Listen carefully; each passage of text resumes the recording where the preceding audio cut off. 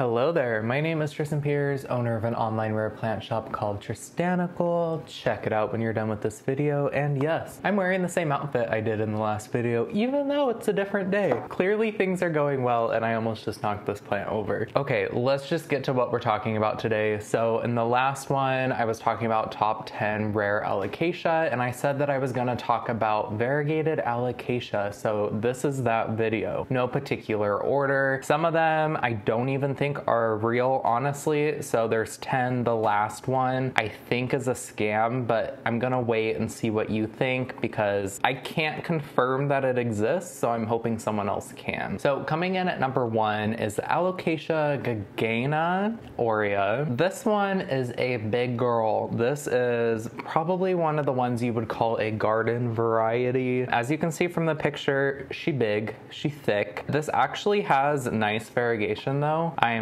honestly surprised that I like this one. Some of the ones, I mean, honestly, I don't love variegation all the time because I kind of think it ruins it. But in this case, I think it actually like adds to the plant. Now you see me looking down because my MacBook is right here. I'm looking at the pictures while I'm talking about them. Now this plant is selling for the hundreds. I remembered to write down hundreds in all caps because I don't know if I think it's valued in the hundreds. I don't know. That's up to you. I don't see the need to ever personally get one that large because I don't have a backyard or a patio large enough to move it outside in the summertime to properly let it grow. I would end up doing that in the same way that I own a banana plant, and in the summertime I keep it outside so it can have full sun. Some of the leaves will burn, it'll have a hard time transitioning, and then it just prospers all summer because it needs the sunlight. I'm assuming this alocasia would be the same, and that's all I'm really gonna say about this one because I don't know much about it. I mean, honestly, it is a nice looking plant. Okay, the next one is not so nice looking. Coming in at number 2 is the Yucatan Princess Variegated. I hate this one.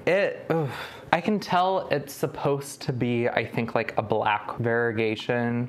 I don't know, this is tough because I think the leaves want to be black in the non-variegated version, but then in this one, it's just like this weird splotchy, like, I don't even know what you would call that, like a coppery orange kind of color. I'm not 100% sure because you can see the leaf in the bottom corner and that one's just dark green, and the stem and the petiole, and it looks like the unfurling leaf are also almost like that super deep purple black color. Listen, this is selling for over $900 on the internet and I think it's ugly, so gonna let you decide, but wanted to put that on your radar just in case you're in some freaky stuff because I don't know about you, but I wouldn't get that one. Okay, the next one I would consider getting because I think this one is attractive. Coming in at number 3 is Plumbae, I think, black stem. Now this one, obviously you can see the petiole is almost, I think, entirely solid black, and then it goes up into the leaf and the veining starts black and then it fades out, and it kind of has coloration, honestly almost 100% on par with the variegated Syngonium albo, and I think this one is very nice. I don't think this is an extremely large cultivar, correct me if I'm wrong, so I think you would be able to manage growing it inside your house. This one is selling for around $500 online. Now typically I don't talk about prices because they constantly change. I mean, as of filming this video, it's January 2022. The market's always changing, but I kind of wanted to add prices in this video just so you can understand, I guess, how expensive, how in demand, how rare, you know, whatever these alocasias are. Okay, the next one is nothing super special to me personally. This one is the Wentii Silver Splash. As you can see from the photo, it really is just kind of a splash of like mottled variegation. Not a whole lot going on. It definitely looks, again, like one of those outdoor ones, like very basic kind of leaf structure and like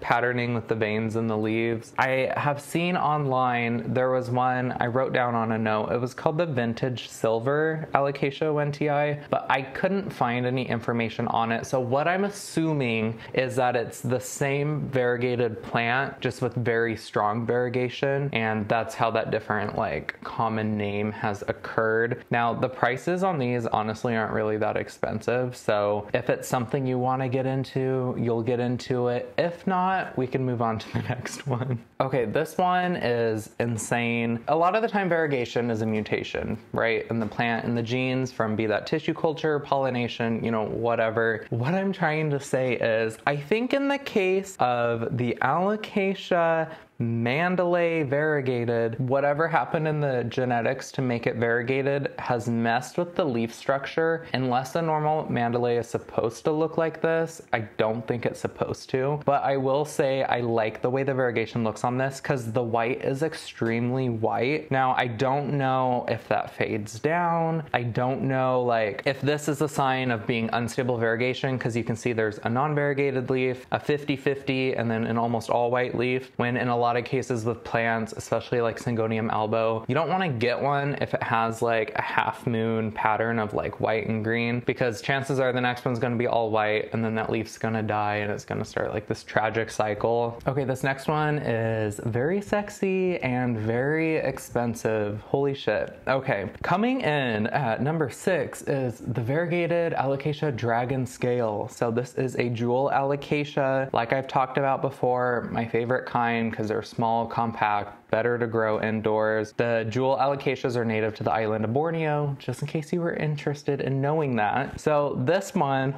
is selling online for $3,300 and without free shipping. So that's, you know, up there. I don't know, you got a sugar daddy to buy you that plant, go ahead and then send a piece to me, please, because, I would own this one, honestly. I think this is very nice, and because I have jewel alocasias, it would just look nice in the collection, because you can start to tell like the trend with the leaf structures and the texture in them. With the jewel alocasias, a lot of the time the leaves, they look like sisters. Sometimes they look like cousins, sometimes they look like twins. But then when you have them all growing together, they're just very uniform, and I think that makes like a really good aesthetic look. Okay, this next one, beating a dead horse by saying this, because I have mentioned this plant I think over 3 times by now, but it's the Macrorrhiza variegated. Did I say that right this time? Please tell me I said that right this time. So this one is number 7 on the list. Like I've said before, if you haven't seen those other videos, I really like the variegation on this plant, especially with the way the vertical variegation goes up the plant before it enters the leaf. I just think it's very nice, very good looking plant. I do personally own one of these. It's recovering from an import, but it's recovering pretty quick actually. I just checked it a little bit ago today and it's starting to unfurl a new leaf, so that is very exciting. Now I have learned this is a rather thick plant, so it will get fairly large. I would love to keep one long enough to see how big it gets and then do like little like update photos on like its first birthday or something. I think that'd be really great. But I will say I'm gonna keep mentioning this one because it's not super expensive right now, and I put this in the video of trending rare plants for 2022 because I think people are gonna catch on to the fact that this specific one is not that expensive when compared to other variegated alocasia, and then the price is gonna go up. So I invested in one now. I encourage you to probably do the same. I don't imagine that these are going to go down in price, so I mean, get them while you can, you know? Okay, coming in at number 8 is one that I'm not 100% sure that you would call this variegation. This is the Alocasia Jacklyn, and I am calling it variegation because of the different coloring on the front of the leaf. Now, what is insane about this one is the shape of the leaf. Now, what's cool about the Jacklyn is that it has the dark green veining and then it kind of splotches out, or like, no, it bleeds out. That's a better way to say it. And then it's more of like a lime green in the rest of the plant. And then the petiole, as you can kind of see, gives me like cheetah girl vibes with the, I don't know, it's just like different shades of brown, I guess. And it kind of looks like it's like